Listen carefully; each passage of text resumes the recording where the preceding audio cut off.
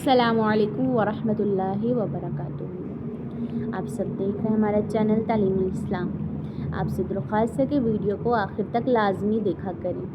अगर अभी तक आपने हमारे चैनल को सब्सक्राइब नहीं किया तो जल्दी से हमारे चैनल को सब्सक्राइब कर लें। जैसे कि आपको मालूम है कि हमने 3 रोज़ा तजवीदी कवायद का कोर्स शुरू किया है और आज हमारी आखिरी क्लास है।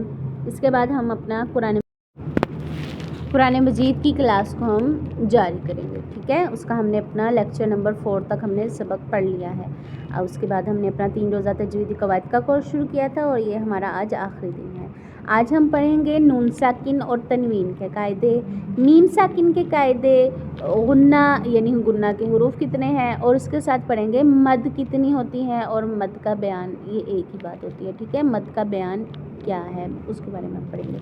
तो सबसे पहले हम पढ़ते हैं कि गुन्ना किसे कहते हैं। तो एक अलिफ की मिक़दार नाक में आवाज़ के ले जाने को गुन्ना कहते हैं। ये मैंने आपको पहले भी बताया था तनवीन में। ठीक है, तो इसमें हमारा क्या है कि एक अलिफ की मिक़दार हमने अपनी नाक में आवाज़ को लेकर जाना है, इसको गुन्ना कहते हैं। और ये गुन्ना के 2 ही हुरूफ होते हैं जो गुन्ना वाले होते हैं, वो है नून और मीम। पर जब तशदीद होगी तो हमेशा इनमें गुन्ना होता है। ठीक है, नून होगा और मीम होगा, इनके ऊपर आ जाएगी तशदीद तो ये हमारा गुन्ना होगा। इसकी बहुत मिसालें मिलती हैं कुरान मजीद में। पहली मिसाल देख लीजिए, इन्ना इन्ना मिम्मा सुम्मा।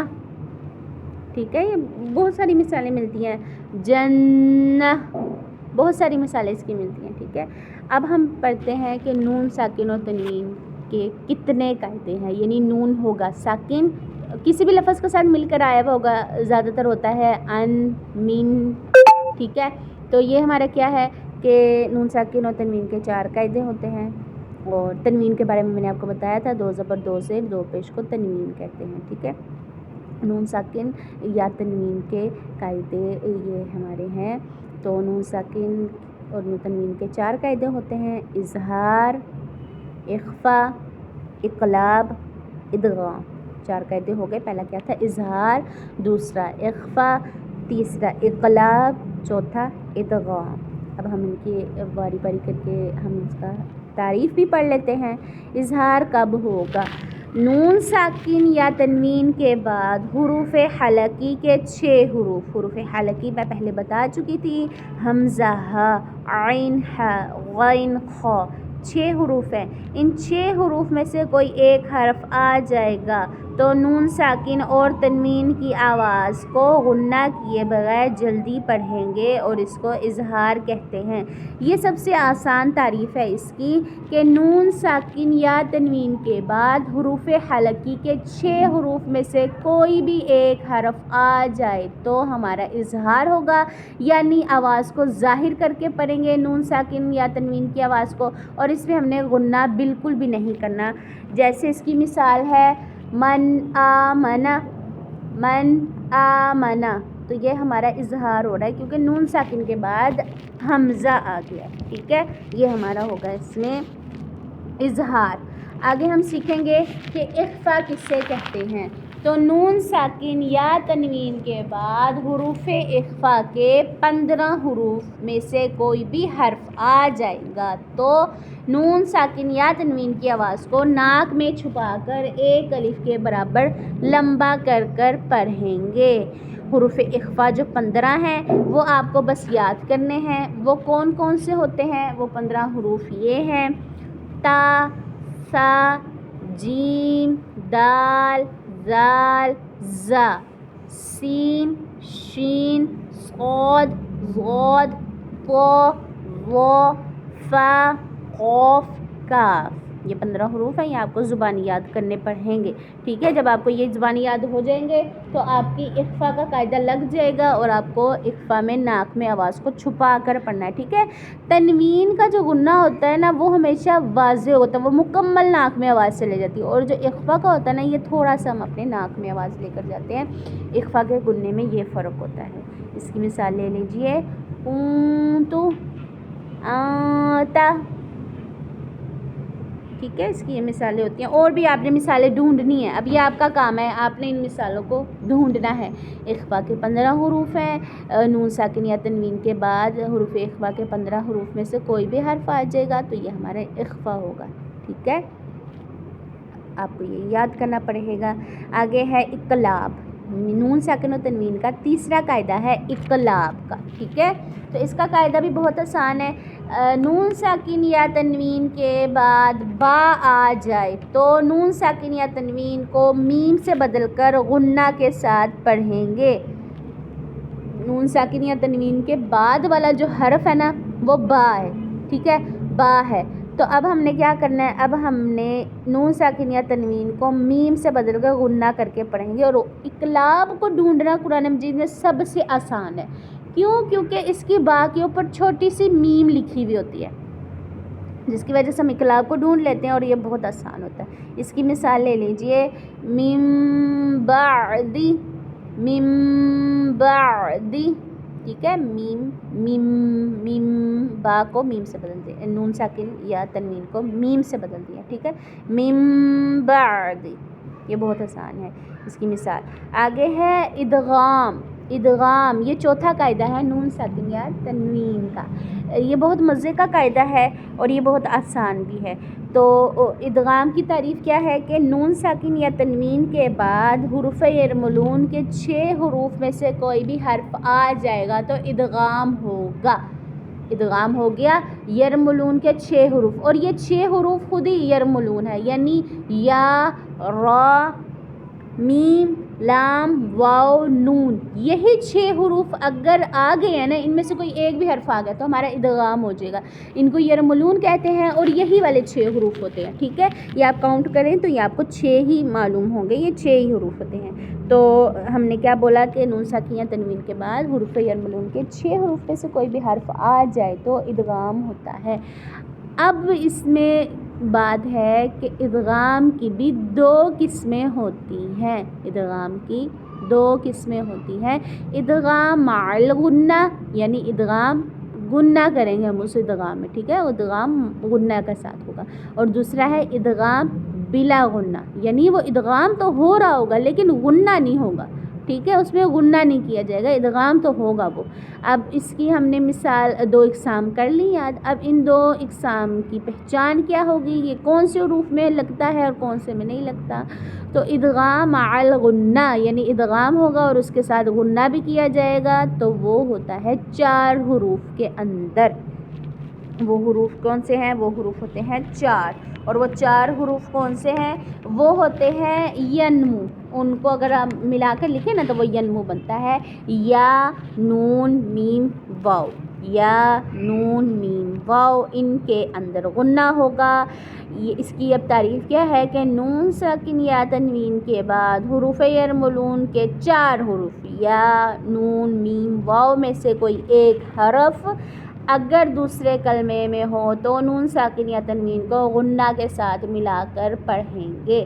ٹھیک ہے، ہماری تنوین تھی اور تنوین کے بعد والا جو لفظ تھا نا اس کے اوپر تھی، وہ لفظ ہمارا یا تھا یا واو تھا یا میم تھا یا نون تھا. تو ہم نے اس پہ کیا کرنا ہے، ہم نے اس میں ادغام کرنا ہے اور غنہ کے ساتھ کرنا ہے.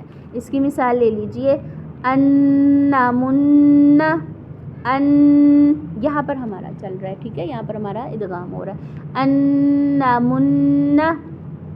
آگے ہمارا لفظ میں ایک اور مثال لے لیجئے، فمن یعمل، فمن یعمل، یعنی نون ساکن کے بعد یا آ گیا تو یہاں پر ہمارا ادغام مع الغنہ کیا جائے گا. اور ادغام بلا غنہ، یعنی ادغام تو ہوگا لیکن غنہ نہیں ہوگا اس میں. وہ 2 حروف ہوتے ہیں. وہ 2 حروف کون سے آتے ہیں؟ وہ ہوتے ہیں لام اور را.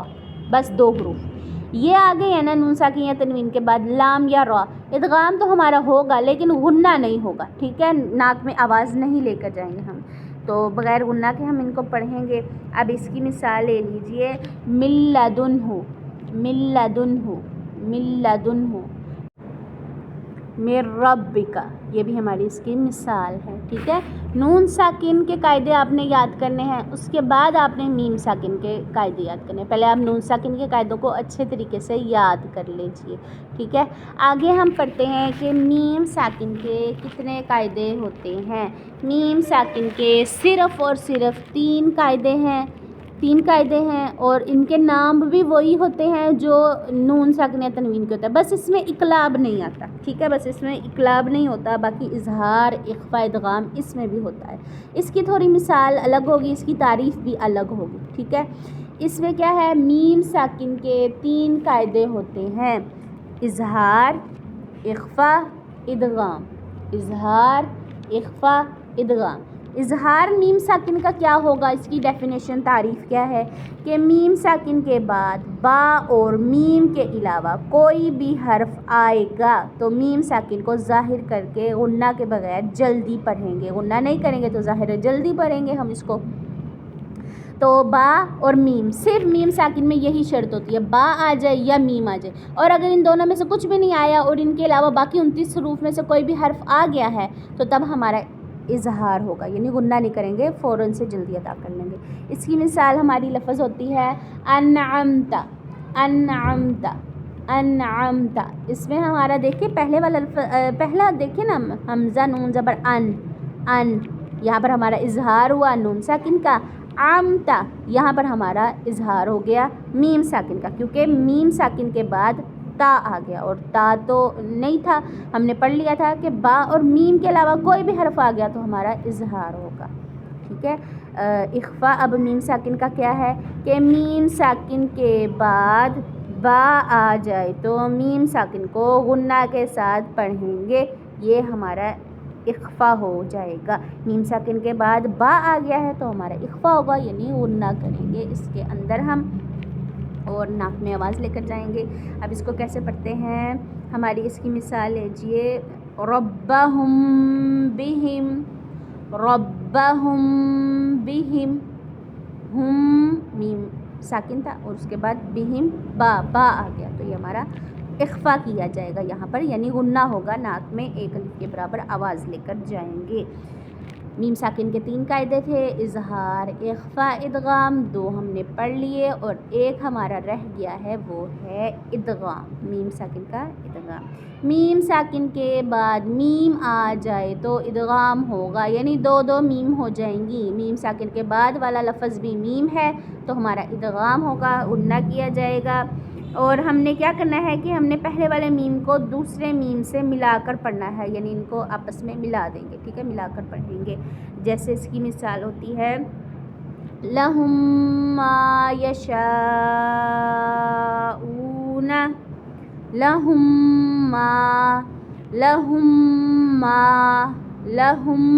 مَّا، یہ ہمارا ادغام تھا۔ اب آپ کو ایک چھوٹا سا فرق میں بتا دیتی ہوں، نون ساکن و تنوین کے 4 قاعدے ہیں، میم ساکن کے 3 قاعدے ہیں، ایک فرق تو یہ ہو گیا۔ نون ساکن و تنوین کے 4 قاعدوں کے نام تھے اظہار، اخفاء، اقلاب، ادغام۔ میم ساکن کے قاعدے بھی نون ساکن کی طرح ہیں، بس اس میں اقلاب نہیں آتا اور اس کی ڈیفینیشن میں تھوڑا سا فرق ہوتا ہے۔ اظہار میں وہاں کیا تھا کہ نون ساکن کے بعد حروف حلقی کے 6 حروف میں سے کوئی حرف آ جائے گا تو اظہار ہوگا۔ یہاں پر اظہار کیسے ہوگا میم ساکن میں کہ میم ساکن کے بعد با اور میم کے علاوہ کوئی بھی لفظ آ گیا تو یہاں پر ہمارا اظہار ہوگا، ٹھیک ہے۔